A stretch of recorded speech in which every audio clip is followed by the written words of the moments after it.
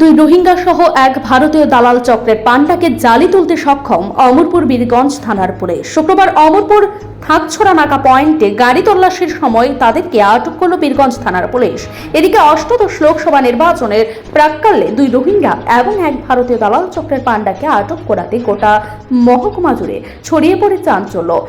ঘটনার বিবরণে জানা যায়, ত্রিপুরা সোনামুড়া সীমান্ত দিয়ে কাঁটাতার ডিঙিয়ে মাস তিনেক আগে তারা আগরতলা হয়ে রাজস্থানের রাজধানী জয়পুরে বেশ কয়েক মাস রোহিঙ্গা শিবিরে অবস্থান করে। শুক্রবার ভোররাতে আগরতলা রেল স্টেশন নেমে মহকুমা উপনগরী নতুন বাজার দালাল চক্রের এক ব্যক্তিকে ফোন করলে ওই ব্যক্তি গাড়ি ভাড়া করে দুজনকে আনার পথে থাকছড়া পুলিশের নাকা পয়েন্টে গাড়ি সহ তাদেরকে আটক করল বীরগঞ্জ থানার পুলিশ। আরো জানা যায়, তারা করবুক মহকুমা দিয়ে বাংলাদেশে বাড়ি দেওয়ার উদ্দেশ্যে যাচ্ছিল। এবার প্রশ্ন উঠতে শুরু করে, ভোটের মুখে কি করে জয়পুর থেকে আগরতলা থেকে অমরপুর হয়ে দুই রোহিঙ্গা সহ এক ভারতীয় নাগরিক কিভাবে আসলো?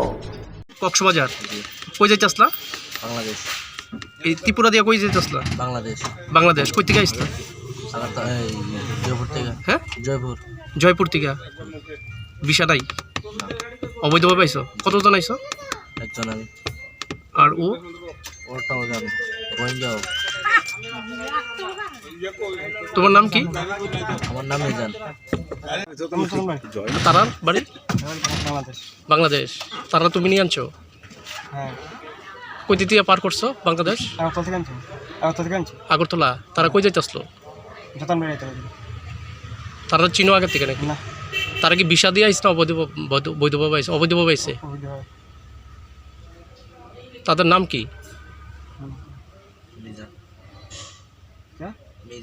মিজান। বাংলাদেশ কোন জায়গায় বাড়ি? কক্সবাজার। আপনি কি খুঁজছেন বিশুদ্ধ পানীয় জল? তাহলে আজই বেছে নিতে হবে অত্যাধুনিক প্রযুক্তি ও পরীক্ষা নিরীক্ষার মাধ্যমে প্রস্তুতকারী পানীয় জল একমি। বিশুদ্ধ জলে সুস্থ জীবনের মূল চাকাঠি। Acme packaged drinking water. Report news Tripura 24।